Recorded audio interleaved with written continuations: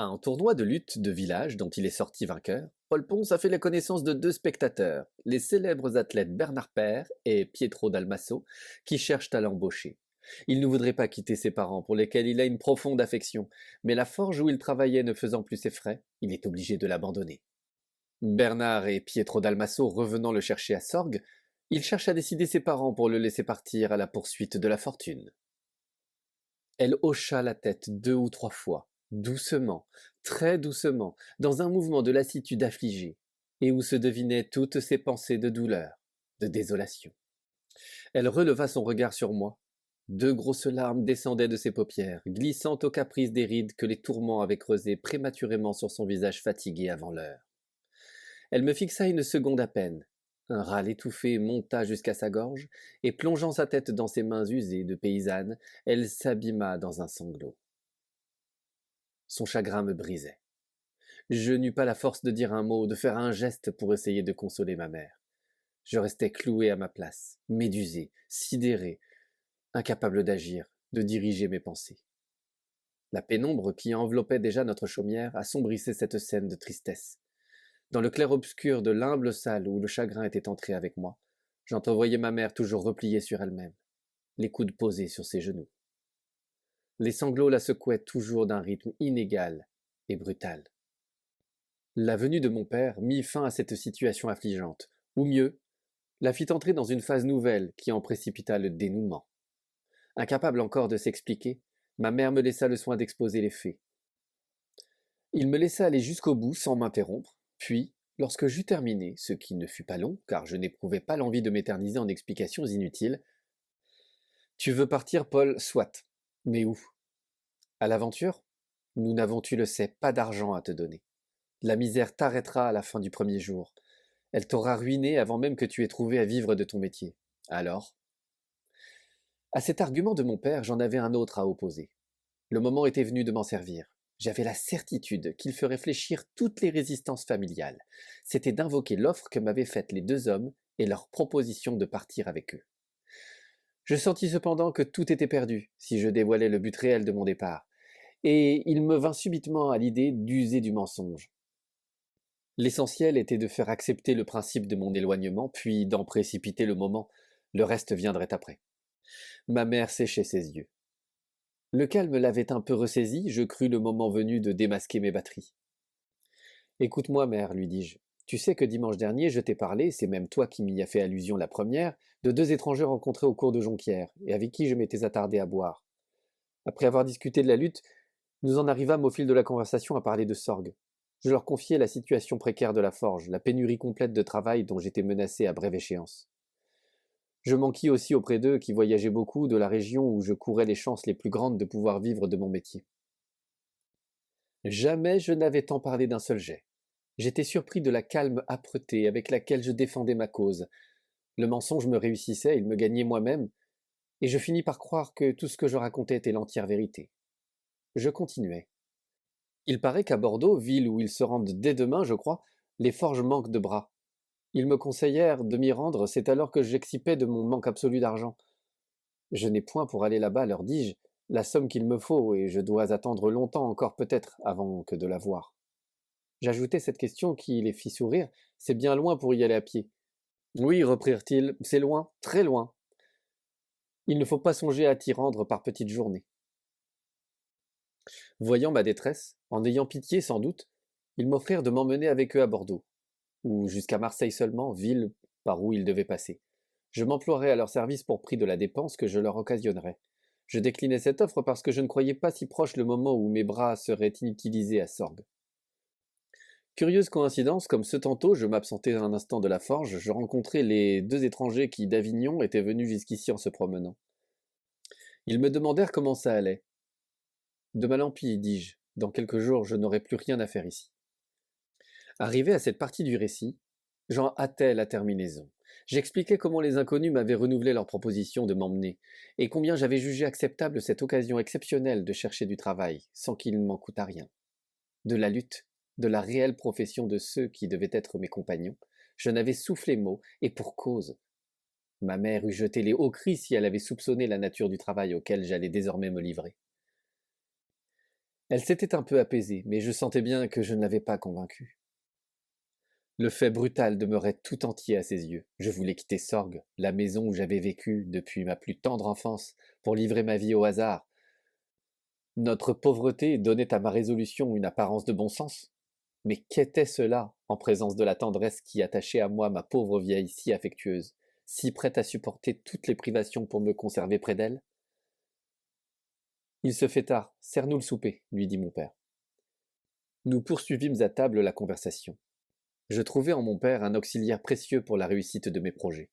Il sut convaincre ma mère, avec un peu de rudesse peut-être, revenant sans cesse à cette conclusion d'une implacable logique. Il ne peut pas travailler ici. Il faut bien qu'il travaille quelque part, quoi. Notre souper, qui n'était jamais bien folichon, s'acheva dans une morne tristesse. Personne de nous ne disait plus mot. Ma mère eut encore une violente crise de larmes. Je réussis à la calmer assez vite en lui faisant entrevoir que certainement je trouverais de l'ouvrage à Marseille. Par le chemin de fer, ce n'est en somme pas bien loin d'Avignon, lui dis-je, et mon père appuya fortement cette remarque en ajoutant: Après tout, il reste dans la région. Nous nous séparâmes sur la promesse qu'avec mes premières économies, je viendrais à Sorgue l'embrasser.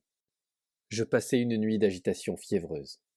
Le lendemain, au petit jour, toute la famille était debout. Je trouvai ma mère accablée, mais résignée, en train de plier dans une grosse toile les quelques hardes et le peu de linge que j'avais. Ce matin-là, ni elle ni mon père n'allèrent à leurs occupations quotidiennes. Nous passâmes ensemble les derniers instants que j'avais à rester à la maison. L'heure vint, trop vite, de partir.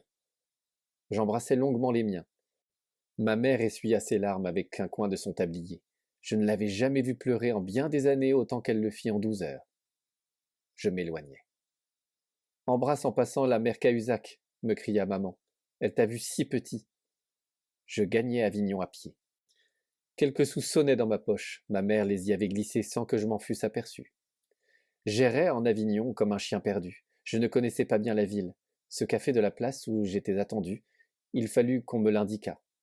J'y arrivai enfin. La terrasse en était encombrée de consommateurs. Je cherchais sans les voir mes 2 compagnons futurs. Soudain, une réflexion traversa mon esprit. S'ils étaient déjà partis? Elle me donna quelques secondes de transe. Sans parvenir à découvrir la table où ils devaient être assis, je regardais d'une extrémité à l'autre de la terrasse. Je devais avoir l'air bien gauche, bien emprunté, sans doute devrais-je faire sourire ceux qui observaient mon manège. Tout à ma préoccupation, je n'en avais point conscience. Je désespérais de rien trouver lorsqu'une main s'abattit sur mon épaule. C'était celle du père Bernard, et il ajouta: Ah, te voilà, tu es en avance, sais-tu bien? Alors c'est fait, on t'emmène. Je fis signe que oui. C'est ça tout ton bagage? Fit-il en désignant le paquet que je tenais à la main. Tu n'en as pas d'épais. Il m'entraîna vers une table. À peine y étions-nous assis que Dalmasso nous rejoignait. Le voilà, lui dit-il en me désignant. Il vient avec nous. Puis il ajouta: En arrivant là-bas, il ira un peu chiquer contre chez Mange-Matin. La baraque de Mange-Matin s'élevait sur les quinconces. Sa pauvre simplicité jurait avec l'installation luxueuse d'un manège à 2 étages et d'un théâtre de féerie entre lesquels elle était encaissée. Elle semblait une ruine, une loque oubliée là par mégarde. On eût dit d'une tache d'obscurité dans une nappe de lumière. Une ligne de quinquets fumeux, dont le vent couchait la flamme, jetait une clarté pénible et vacillante sur l'estrade qui surplombait le sol et commandait l'entrée des arènes, car ceux-ci s'appelaient les arènes. Cette appellation était, je crois, avec le péplum dans lequel se drapaient les hommes en parade, les seules choses que l'Antiquité eût transmises à cette rudimentaire installation, où les jeux de la lutte étaient en honneur à raison de 0,20 les premières et 0,10 les secondes pour messieurs les amateurs. Ces choses, qui constituaient la carcasse et l'agencement de ce théatricule, fatigué par le service qu'on lui avait imposé sous tous les soleils, sous toutes les pluies, respiraient la vétusté. Les toiles sur lesquelles l'eau des averses avait dilué les poussières accumulées accusaient des balafres couleur de suie. Les grossières peintures de l'enseigne, craquelées et limées, presque incolores, offraient aux yeux comme un rébus détérioré des motifs qu'elles avaient voulu représenter au temps de leur splendeur. Des bancs, des vestiges de bancs, s'échelonnaient en gradins, face à l'emplacement réservé aux lutteurs, à l'intérieur de la baraque, plus minable encore que ne l'était la façade. Ce luxe des places assises était au reste exclusivement réservé aux premières à 4 sous. La clientèle des secondes s'entassait debout, dans la promiscuité étroite d'un emplacement qui lui était dévolu. De la sciure de bois épandue à terre dessinait l'endroit consacré aux lutteurs. Lorsque la pluie, trop violente, filtrait à travers la bâche qui protégeait les arènes contre les intempéries du dehors, les hommes aux prises roulaient dans une poussière de bois coagulé qui leur collait au torse. Une demi-douzaine de lampes, pas plus, et encore, toutes ne fonctionnaient pas avec une égale bonne volonté, éclairaient ce misérable réduit où chaque soir et le dimanche en matinée s'entassaient les fanatiques de la lutte. Si le décor était modeste, il abritait souvent de bien belles parties. On ne se tirait pas alors la bourre, comme on se la tire aujourd'hui, et il faut bien se pénétrer de cette idée que le spectacle auquel l'amateur est convié de nos jours n'a qu'un rapport assez éloigné avec celui que l'on offrait à cette époque. La foule affluait chez Mange-Matin, comme elle se portait avec enthousiasme dans toutes les arènes similaires. Bordeaux, berceau de la lutte, en était, et en est restée d'ailleurs la cité académique. Mange-Matin et sa troupe prenaient leur repas chez un petit traiteur du quai, où les débardeurs avaient coutume de venir trinquer sur le comptoir. C'est là que le jour de notre arrivée, nous avions passé une après-midi et une nuit en chemin de fer, le père Bernard me conduisit. Il savait y trouver le propriétaire des grandes arènes où il voulait me faire débuter, et aussi son fils Félix, qui travaillait dans une arène concurrente, mais ami. Eh bé, Mange-Matin, cria-t-il avant même d'avoir fermé la porte, je t'amène un homme, et tu demandes s'il est haut, dis ? Toute la tablée se retourna.